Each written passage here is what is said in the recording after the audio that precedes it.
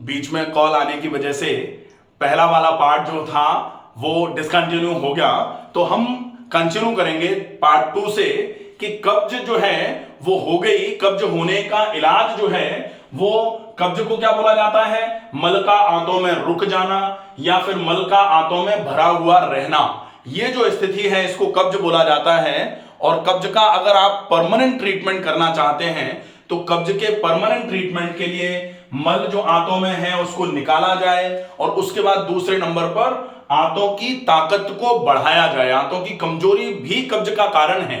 अगर कब्ज हो रही है तो बाकी और रीजंस जो हैं वो तो सेकेंडरी हैं।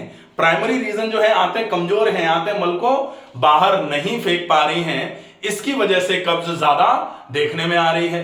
अब अगर कब्ज का ट्रीटमेंट आपको करना है तो आपको दवाई कैसे लेनी थी, और आयुर्वेद में नुस्खों के रूप में त्रिफला या फिर अमलतास का उपयोग आप कैसे कर सकते हैं। साथ में आपको कैस्टर ऑयल और इसबगोल का उपयोग भी बताया था। इसके बाद कब्ज के ट्रीटमेंट में सबसे ज्यादा इफेक्टिव जो तरीका होता है वो होता है आप ज्यादा से ज्यादा मात्रा में ऐसी चीजों का उपयोग करें जो बहुत जल्दी पच जाने वाली हैं।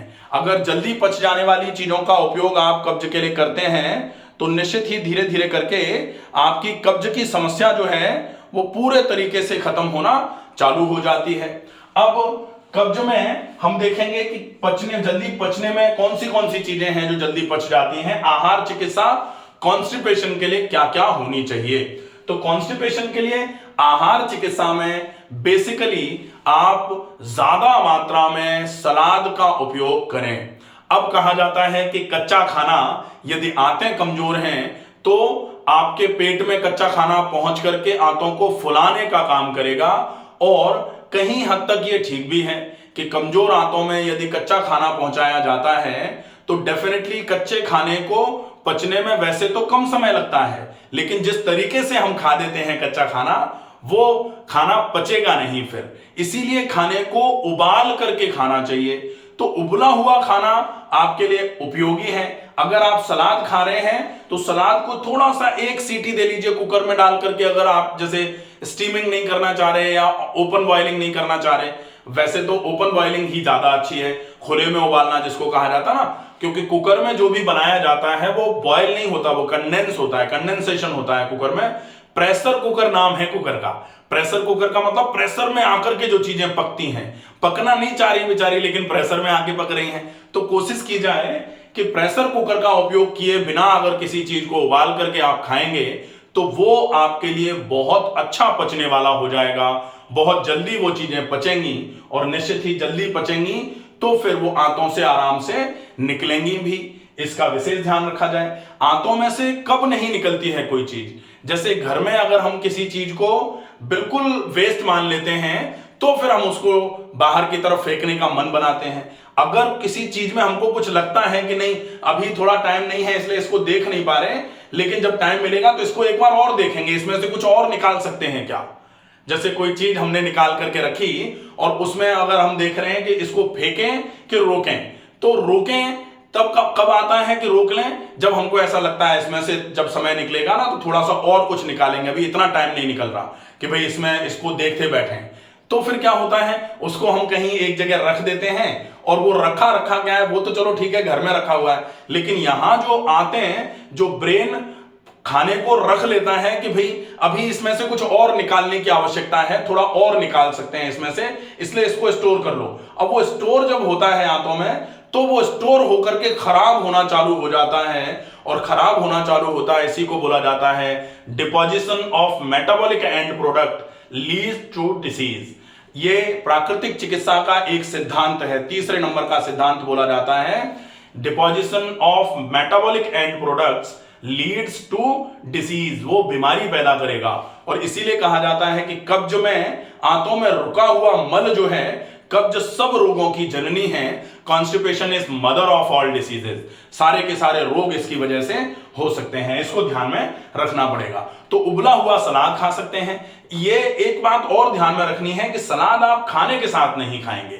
सवेरे सवेरे इसका अगर कब्ज का आहार क्रम देखना है तो सवेरे सवेरे जल्दी जागे, जागते ही कम से कम 3 से 4 ग्लास पानी पी लिया। वो पानी पीने के बाद 10 मिनट रुके, फिर मोशन गए, हाथ मुंह धो लिया, मंजन कर लिया। ये मॉर्निंग रूटीन होना चाहिए। और मंजन करने के बाद कब्ज के लिए पेरिस्टाल्सिस इंप्रूव कराना, आंतों की चाल को बढ़ाना कब्ज में जो है वो बहुत उपयोगी रहता है। अगर आंतों की चाल आपने किसी भी वजह से बढ़ा ली तो निश्चित ही कब्ज में ये चीज आपके लिए बहुत उपयोगी मानी जाती है, अगर आप आंतों की चाल को बढ़ा पाए। अब ये जो आते हैं, जैसे ये है आहार नाल और ये है एनस, ये पूरा का पूरा पाचन तंत्र है। जब आप यहां मुंह को चलाते हैं, ये मुंह है, जितनी बार मुंह को चलाएंगे उतनी बार आपकी पेरिस्टाल्सिस इंप्रूव होती है। तो जो ये कहा जाता है कि आप खाने को पिएं और पानी को खाएं, इसका मतलब है कि जो सॉलिड आप मुंह में डालें उसको ज्यादा से ज्यादा चबा के खाएं। जितनी बार आप मुंह चलाओगे उतना ज्यादा आपकी पेरिस्टाल्सिस, जो इंटेस्टिनल मूवमेंट है, वो इंप्रूव होना चालू हो जाएंगे। और अगर आंतों की चाल अच्छी रहेगी तो आंतों में भरे हुए मल को बाहर निकालने में हमेशा ही सक्षम बनी रहेंगी। इसलिए जो भी खा रहे हैं उसको बहुत चबा के खाएं। सवेरे मॉर्निंग रूटीन में आप ऐसा क्या कर सकते हैं जिससे पेरिस्टाल्सिस इंप्रूव हो, वो है ऑयल पुलिंग। ऑयल पुलिंग मतलब 1 चम्मच सरसों का तेल मुंह में भर करके जोर से चलाना है आपको। जितना जोर से चलाएंगे उतना ज्यादा आपकी पेरिस्टाल्सिस इंप्रूव होगी। ऑयल पुलिंग आप कम से कम 5 से 10 मिनट करिए। उसके बाद तेल को थूक करके सादे पानी से कुल्ले गरारे कर लीजिए। उसके बाद फिर आप नाक में गाय का घी डाल लीजिए। ये मॉर्निंग रूटीन ये सबके लिए जरूरी है। ब्रह्म मुहूर्ते उत्तिष्ठे उषापानम मल विसर्जनम दंत धावनम। उसके बाद ऑयल पुलिंग कर लो, ऑयल पुलिंग के बाद नश्य कर लो। उसके बाद फिर आप व्यायाम करेंगे। व्यायाम में आप जो, जैसे ये आहार चिकित्सा में हम व्यायाम देख लेंगे, तो व्यायाम नेक्स्ट पार्ट है। हम व्यायाम में क्या क्या करेंगे वो हम देखेंगे। अब जैसे ही व्यायाम करके फ्री होंगे तब सवेरे सवेरे वो रात का जो भिगोया हुआ त्रिफला का पानी था वो हम पी लें। उसके बाद फिर हम लगभग आधे पौन घंटे जो भी अपने काम है वो काम कर लें। उसके बाद फिर हम या तो फल खाएं या फिर वेजिटेबल दलिया, खूब सारी सब्जियों वाला थोड़ा सा दलिया जिसमें सब्जियां ज्यादा मात्रा में होंगी और चूंकि उबला हुआ है, ये कब्ज के लिए बहुत अच्छा पाचक, पोषक और निष्कासक, पापोनी, पाचक, पोषक, निष्कासक, या फिर इसको पोषक, पाचक और निष्कासक भी बोल सकते हैं। तो पापोनी या पोपानी जो भी है, जैसे भी बोलना चाहें आप बोल लीजिए, लेकिन ये जो दलिया है ये आपके लिए बहुत इफेक्टिव सिद्ध होगा। तो ये नाश्ते में हो गया। या फिर आप चाहें तो खूब सारे फल खा लें। खूब सारे फल का मतलब है आप अपने वेट के लगभग 1% इन केजी, जैसे अगर आपका वेट 60 किलो है तो आप 600 ग्राम फल एक साथ खा सकते हैं। अब एक साथ अगर 600 ग्राम नहीं खाने में आ पा रहे हैं तो कोई बात नहीं, आप जो एक साथ नहीं खा पा रहे हैं उनको आप ब्रेक करके दिन में 2 बार में खा लीजिए। तो आप आधे नाश्ते के साथ खा लीजिए और आधे आप लंच और डिनर के बीच में खा लीजिए 3 बजे के आसपास। इस तरीके से प्लान कर सकते हैं। अब जो लंच है, लंच के 1 या फिर आधे घंटे पहले 1 गिलास आप छाछ ले लीजिए। छाछ में थोड़ा जीरा, थोड़ा सा सौंफ, थोड़ा अगर आपको एसिडिटी नहीं होती है तो अजवाइन। अगर अजवाइन मिला ली और एसिडिटी होती है तो एसिडिटी बढ़ जाएगी, क्योंकि अजवाइन एसिडिटी को बढ़ाने का काम करती है। तो ऐसा नहीं है कि कब्ज है तो फिर अजवाइन सब लोग खा सकते हैं। कब्ज के लिए अजवाइन बहुत इफेक्टिव है, लेकिन कब्ज के साथ एसिडिटी भी तो हो सकती है।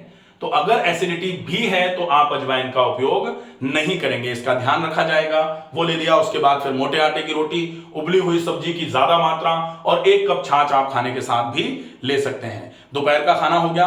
अब इस खाने को आपको खाना कैसे है, बहुत चबाना ताकि पेरिस्टाल्सिस इंप्रूव हो, जो हमने ऑयल पुलिंग करके सवेरे सवेरे कर लिया। अब हम भोजन करते समय भी इस चीज को ध्यान में रखेंगे। उसके बाद दोपहर और शाम के भोजन के बीच में आप या तो फल ले सकते हैं, अगर बहुत ज्यादा कब्ज रहती है तो बिल्कुल पतला सा आप बील का जूस ले सकते हैं। अब जनरली जैसे ही बील का नाम आता है लोग कहते हैं बील तो मल को बांधने के लिए दिया जाता है। बील मल को बांधने के लिए दिया जाता है, लेकिन बील आंतों की ताकत को बढ़ाने का काम भी करता है। बील के बारे में पूरा एक वीडियो है, बील का फल बाय डॉक्टर रमाकांत शर्मा, आप सर्च करेंगे तो आपको मिलेगा। अगर कोई चीज नहीं समझ में आएगी तो आप कमेंट बॉक्स में लिख करके पूछ लेंगे, ठीक है। तो ये बील का बिल्कुल पतला सा जूस, इसके साथ दूध का उपयोग बिल्कुल भी नहीं किया जाएगा, ये ध्यान रखेंगे, ठीक है। अच्छा, इसमें एक चीज हम और आगे चल के देखेंगे कि व्हाट नॉट टू ईट, मतलब क्या ना खाएं, ये विशेष ध्यान रखेंगे, ठीक है।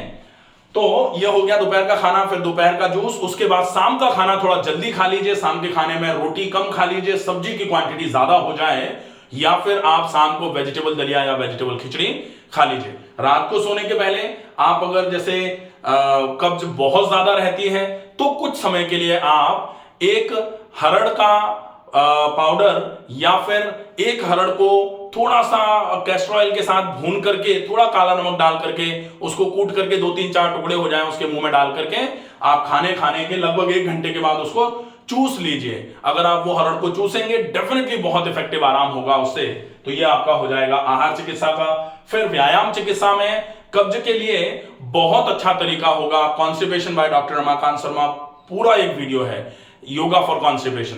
तो yoga for constipation by doctor Ramakant Sharma पूरा वीडियो करा करके आसन जिसमें बताए गए हैं कैसे कौन से आसन को करना है, कितनी देर होल्ड करना है, सारा आप अच्छे तरीके से देख के समझ लीजिए और उसके हिसाब से आसन और प्राणायामों का अभ्यास कर लीजिए। उसके बाद होता है रात्रिचर्या और दिनचर्या में क्या चीजें परिवर्तन में लेके आनी है। तो दिनचर्या में सबसे पहला परिवर्तन जो है वो सवेरे जल्दी जागना चालू कर दीजिए। रात्रिचर्या में सबसे पहला परिवर्तन जो है रात को जल्दी सोना शुरू कर दीजिए। ठीक है। फिर दिनचर्या में बहुत आवश्यक है कि दोपहर का खाना जो है 12 बजे के आसपास हो जाए, नाश्ता जो है 9-9:30 बजे के आसपास हो जाए। और रात्रिचर्या, चूंकि रात्रि में भोजन तो है ही नहीं, भोजन तो दिन में ही था। शाम का भोजन जो है ना वो सायंकालीन आहार बोला जाता था, मतलब गोधूली बेला के पहले आपको भोजन करके फ्री हो जाना है। आप भोजन जो है वो लेट नाइट कर रहे हैं, ओवर ईटिंग कर रहे हैं, जितना रात को 11-11, 12-12 बजे तक भोजन किया जा रहा है तो डेफिनेटली वो आपके पाचन तंत्र को खराब करने का काम करेगा ही। अब हम सीधे आते हैं क्या ना खाएं पर। क्या ना खाएं में सबसे पहले मैदे से बनी कोई भी चीज आप अगर उपयोग में लेंगे कब्ज डेफिनेटली बढ़ेगी। आप बिस्किट ले रहे हैं, आप मैदे से बना हुआ और भी कुछ जैसे बाहर का जो खाना है, समोसे कचौड़ी जो भी है ना, ये जो इनका खोल होता है जिसमें आप ये आलू या जो भी कुछ भरते हैं वो डेफिनेटली मैदा का बना हुआ होता है, क्योंकि तेल में पहुंचने के बाद भी वो टूटता नहीं है, वो फटता नहीं है, वो मसाले वसाले सब अंदर ही भरे रहते। तो आप देखो कि कितना चिपकना है वो, कितना एडहेसिव है वो। तो अगर वो ऐसे नहीं टूट रहा है तो पेट में जाकर के अगर कहीं चिपक गया ना तो छूटना नहीं है उसको। इसलिए कोशिश करें कि इनका उपयोग कम से कम किया जाए, बाहर के खाने का उपयोग कम से कम करें, बहुत ज्यादा मिर्च मसाले वाला खाना नहीं खाएं।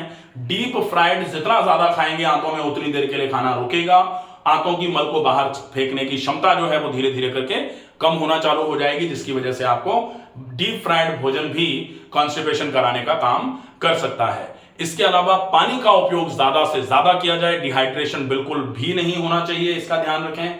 और कोशिश करें कि आप कैसे भी करके दिन में 1 घंटे का टाइम व्यायाम के लिए सवेरे और कम से कम आधे घंटे का टाइम शाम के खाने के बाद के लिए, टहलने के लिए निकाल के रखें। अगर आप इतना फॉलो करेंगे डेफिनेटली कॉन्स्टिपेशन में बहुत अच्छा आराम होगा। आपको ये वीडियो अगर पसंद आए ज्यादा से ज्यादा लोगों तक पहुंचाइए, ताकि ज्यादा से ज्यादा वो लोग जो कब्ज से बहुत ज्यादा परेशान होते हैं वो इस प्रोसेस को पूरे को समझ लें और अच्छे तरीके से फॉलो अप करें, ताकि उनकी कब्ज पूरे तरीके से ठीक हो जाए। स्वस्थ रहिए, सुरक्षित रहिए। धन्यवाद।